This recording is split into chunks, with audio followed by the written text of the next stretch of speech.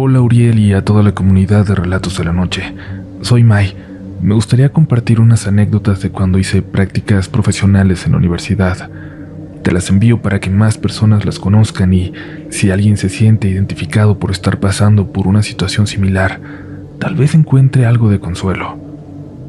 Yo siempre he sido muy sensible para este tipo de cosas, lo cual al principio pensé que era una bendición, pero definitivamente no lo es. Ha sido para mí una maldición por completo. En mi universidad nos piden 2 años de prácticas profesionales y por cuestiones familiares y económicas decidí hacer dichas prácticas en la presidencia de mi municipio. Inicié en abril de 2017. Me mandaron a una de las áreas de tesorería donde yo pensé que solo iba a sacar copias. Ya saben cómo a veces nos ponen a los practicantes, pero por fortuna me equivoqué y me otorgaron un escritorio y una computadora. Yo era un trabajador más del ayuntamiento, aunque con la mitad del sueldo, claro. A finales del mes de junio, el entonces presidente municipal nos reunió a los trabajadores del área donde yo estaba y dijo: quiero una auditoría de los panteones de la cabecera municipal. Revisen medidas, gavetas, propietarios, pagos, todo. Hay un total de 4 panteones y pues a mí, por ser la chica de las prácticas, me tocó auditar 2 de ellos. Durante mi juventud me gustaban mucho los cementerios.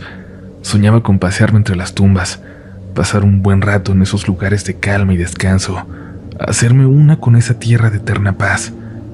Por esa razón me armé con una libreta y un lapicero, un par de mapas y una palpable ilusión en mi corazón, y así comencé el trabajo.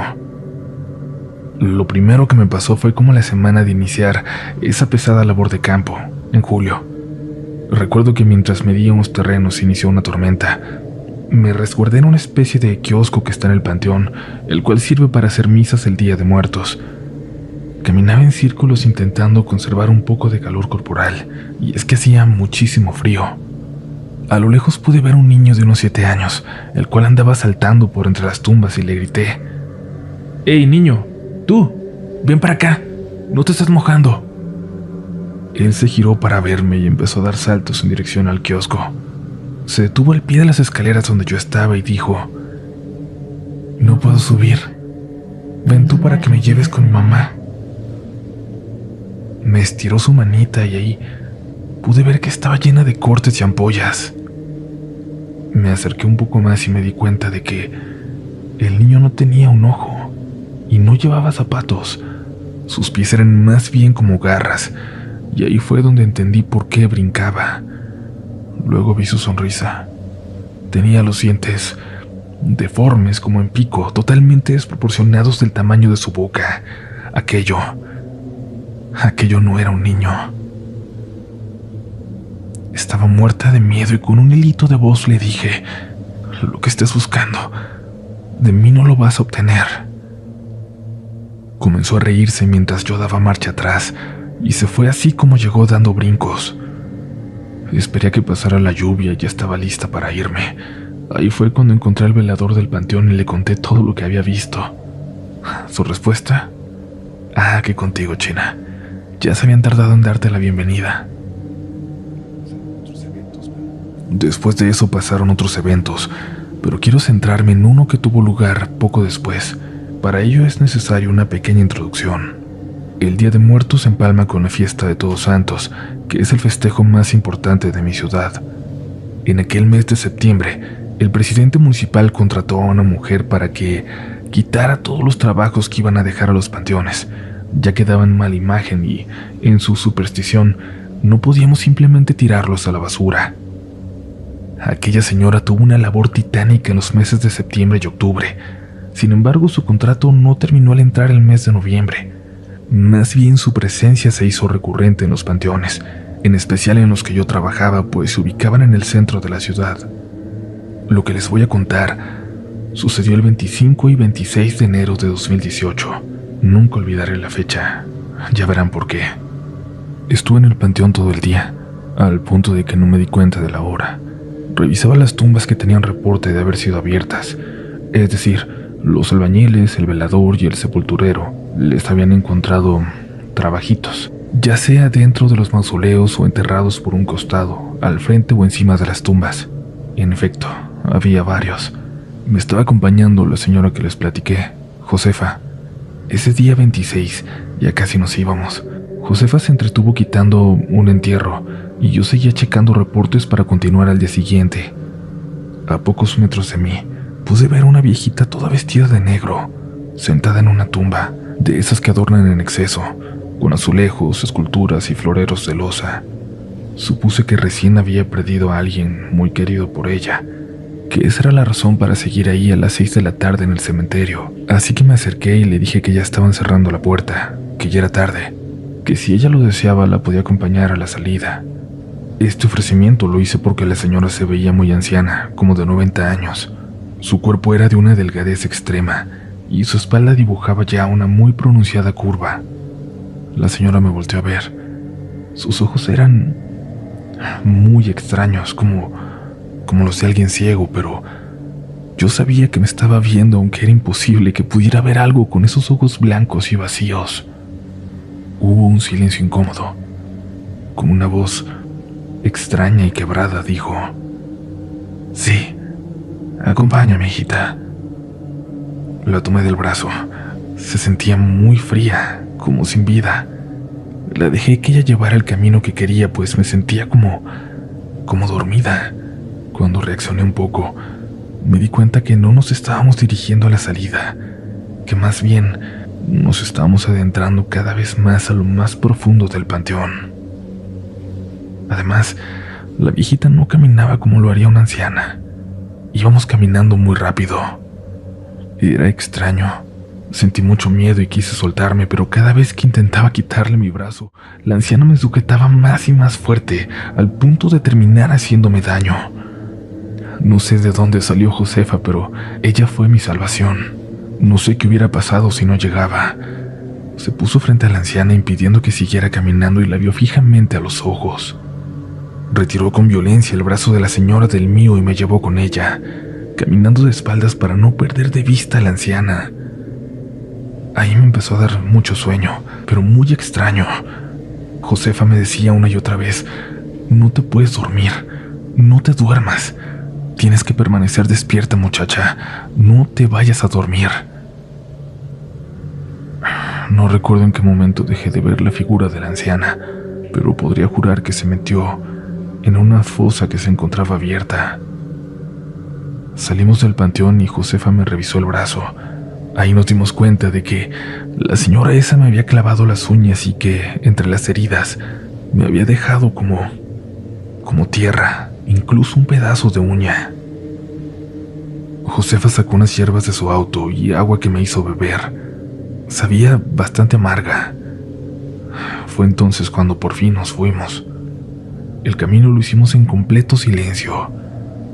Me dejó cerca de mi casa y me dio su dirección, y me dijo: «Ve mañana a mi casa, muy temprano, antes del trabajo. Voy a acabar de limpiarte». Yo evidentemente no entendía nada, pero por supuesto que le dije que sí. Seguía bastante nerviosa. En mi casa no dije nada porque sabía que no iban a creerme. Antes de las 8 de la noche ya no soportaba el sueño. Le dije a mi mamá que me sentía un poco enferma y le pedí que por favor cuidara de mi hijo por esa noche. Tuve tantas pesadillas que despertaba constantemente. Lo peor era que cada que despertaba, creía escuchar golpes en las ventanas. Y esto de verdad que no es posible porque mi cuarto está en un segundo piso. No hay casas vecinas. También creía escuchar pasos en las escaleras, hasta arañazos en el techo. Aunque estoy segura de que fue completamente real, todavía me queda alguna esperanza de haber estado soñando. En la mañana, antes de salir de casa, mi mamá me preguntó un poco molesta que con quién había estado hablando por la noche. Le respondí que con nadie, que había dormido profundamente, pero ella me juró que se escuchaban voces en mi cuarto. Fui a la casa de Josefa y comenzó a trabajar en mi limpia. Yo solo la veía rezar, quemar cosas, pasar hierbas por mi cuerpo. De pronto comencé a vomitar. Vomité una masa negruzca y ahí pude distinguir un listón, alfileres y un pedazo de madera. Quería llorar, pero la señora Josefa me dijo que todo estaría bien, que no iba a pasar nada, al menos no como lo que había pasado el día anterior. Luego me miró bastante seria y preguntó si yo había intentado suicidarme en algún momento de mi vida. Le dije que no le quería responder eso, que no la conocía tanto como para confiarle detalles tan personales. Me miró fijamente y dijo: yo sé que lo has intentado. Tú ya tienes un trabajo bastante viejo y esto no te lo puedo quitar, pero sí te puedo decir dónde está y quién lo hizo. Por ese trabajo no vas a dejar de intentarlo hasta lograrlo. Quizás por eso te escogió la vieja esa del panteón. Mira, toma este consejo. Nunca ayudes a nadie en un panteón, ni hagas caso si alguien dice tu nombre. Josefa dijo también que lo más conveniente sería revisar el otro panteón y no volver al mismo lugar al menos por un tiempo. Y al llegar al siguiente, ella empezó a guiar nuestro andar, ya que yo no tenía el mapa de los lugares con reportes ahí. Me llevó a un espacio del panteón que colinda con una barranca. Tomó mi mano y dijo algo que aún hoy me da escalofríos. Aquí te enterraron, de cabeza y con muchos alfileres en todo tu cuerpo. No te voy a sacar. No es prudente hacerlo porque al pegarte el aire te podría reclamar la muerte. Yo permanecía escéptica e incluso trataba de ignorarla para terminar con esa incómoda situación. La interrumpí para decirle que mejor nos pusiéramos a trabajar para no irnos tan tarde. Encontramos las tumbas con reportes y ella empezó a sacar cosas de ahí. En eso recibí una llamada de la oficina. Acababan de llamar para reportar unas velas extrañas dentro de un mausoleo que había sido usado recientemente. Un pobre chico de 25 años, al que habían asesinado de un modo bastante cruel. Le dije a la señora que iría a ver y me recordó la advertencia que me había hecho esa misma mañana. Nunca ayudes a nadie en un panteón, ni hagas caso si dicen tu nombre. Aquí debo hacer una pausa para decirles que en ese panteón las tumbas están tan encimadas que se hacen como pequeños montecitos y que hay partes donde no caminas en pasillos, más bien sobre las tumbas. Hay un árbol enorme a la mitad del panteón y uno más en el punto opuesto a la entrada principal. Existen 3 entradas, pero solo se abren todas en el Día de Muertos.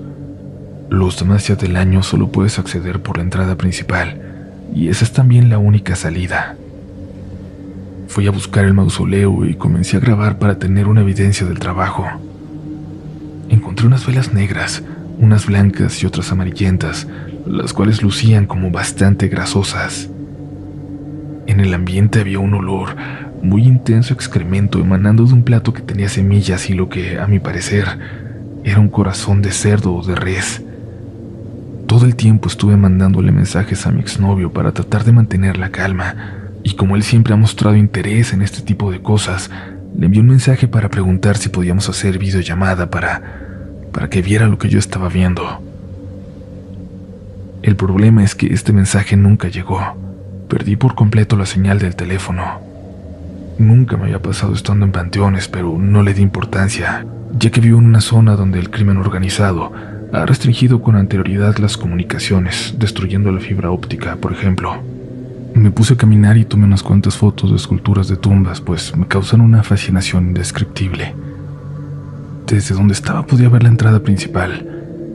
Al pasar por una fosa abierta, sentí un jalón en el pie y al voltear, me di cuenta de que una de mis agujetas se había desatado. Me agaché para atarla, pues no quería caer, y al reincorporarme, la entrada había desaparecido.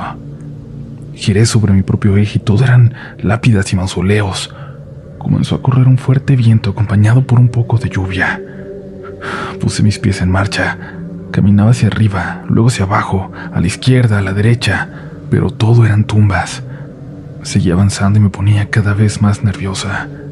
Revisaba cada tanto mi celular con la esperanza de por fin tener señal y poder comunicarme con Josefa, con mamá, con mi ex o con cualquier persona. Tuve un ataque de asma provocado por la ansiedad, el polvo, el mal clima. No podía respirar, así que me acosté en el suelo y cerré los ojos un tanto resignada al final.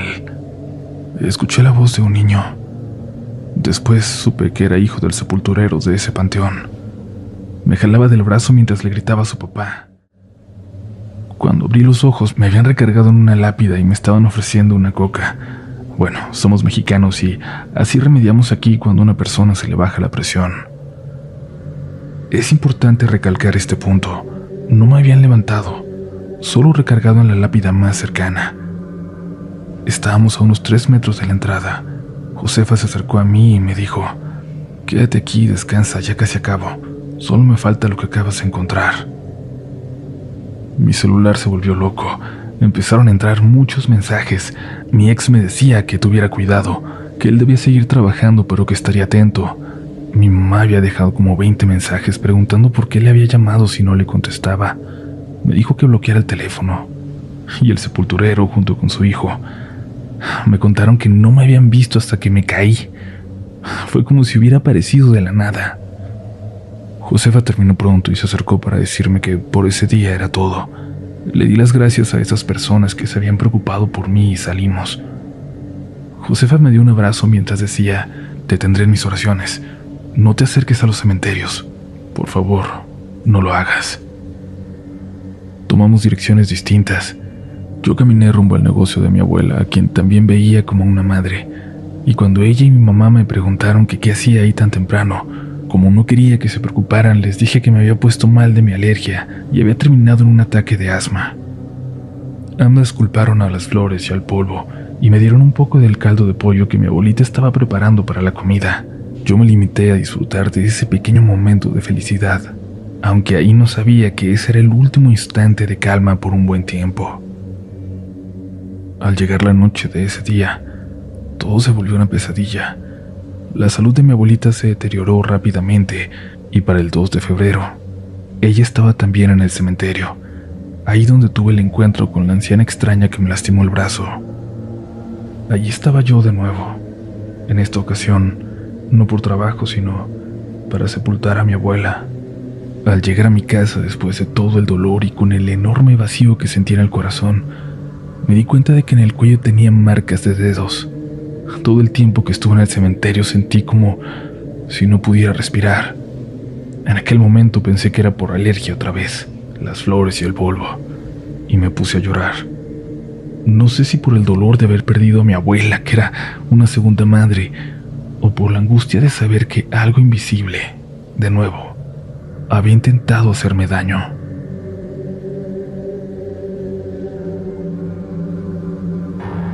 Gracias por continuar aquí. Antes de irnos tenemos una historia más, pero te recordamos suscribirte si no lo has hecho para que te vuelvas parte de la comunidad Relatos de la Noche. Y si usas alguna, síguenos en nuestras redes sociales donde nos vas a encontrar como RDLN Oficial. Pero bueno, el receso se ha terminado. Es hora de continuar.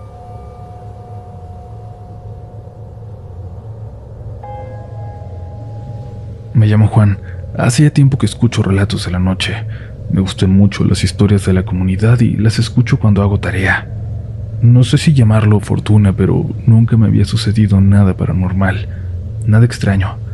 Quizás por eso era tan fácil seguir el podcast tan de cerca. No era escéptico, pero no me había ocurrido nada. Hasta aquella noche. Soy de Guatemala. Mi país no se divide por provincias o estados, sino por departamentos. Yo soy estudiante universitario y cuando esto sucedió seguíamos en clases virtuales debido a la pandemia. Mi escuela está en un departamento distinto al que yo vivo, y al menos eso era beneficioso para mí, que podía estar tomando las clases desde mi pueblito. Debido a un proyecto académico de investigación, tenía que ir al departamento de Quetzaltenango, donde se encuentra mi escuela. Esto está a 2 horas y media en camioneta, de las que le llamamos burras, de aquí de donde vivo. Le pedí a un amigo que vive solo que me hiciera el favor de recibirme en su casa una noche, solo una, y él muy amable me aceptó. Por ahí llegué cerca de las 6 de la tarde. En Guatemala, por el horario de esos tiempos de octubre, anochece muy temprano, así que ya caía la noche al llegar allí. Mi amigo me recibió y me indicó el cuarto donde podía quedarme. Le agradecí. Platicamos un rato y nos conectamos a la plataforma para recibir nuestras clases porque teníamos algunas a esas horas. A las 10 mi amigo se acercó y me dijo que tenía una emergencia, que debía salir pero que volvería pronto. Me dijo que se llevaría las llaves, que yo cerrara bien antes de dormir. solo que el seguro de pasador no lo pusiera. Eso lo haría él al llegar porque evidentemente no se puede abrir por fuera. Me quedé solo. Puede sonar raro, pero casi nunca lo estoy. En mi casa, por ejemplo, nunca. Así que fue algo extraño para mí. Intenté no pensar en eso, en estar en una casa extraña, en un barrio completamente ajeno a mí, y me concentré en mis tareas. Se me fue el tiempo. Me di cuenta que ya pasaba de la 1 y mi amigo no volvía, así que me fui a dormir. Dejé la luz del corredor encendida, no sé cómo, esperando que mi amigo no pensara que había dejado todo y me había ido a dormir. De hecho, quería esperarlo, no dormirme, pero el sueño me venció. Algo me despertó un rato más tarde. Apenas pude abrir los ojos para ver que eran las 3:30 de la madrugada. La luz del corredor seguía encendida. Podía verla bien porque en el cuarto donde yo estaba no había puerta, solo una cortina gruesa de color beige. Vi la silueta de mi amigo pasar por detrás de la cortina y me tranquilicé sabiendo que ya había regresado. Me interesaba saber qué había pasado, pero no lo quise molestar. Además, seguramente había llegado cansado. De nuevo me ganó el sueño unos instantes después. A las 5 de la mañana, algo me volvió a despertar. La luz del pasillo seguía encendida y pensé que quizás por el cansancio mi amigo no la había apagado cuando llegó. Se había olvidado de hacerlo nada más. La puerta de la habitación de mi amigo se abrió. La escuché. Luego se apagó la luz. Yo había bostezado y supuse que por eso mi amigo se había acercado a la puerta de la habitación donde estaba.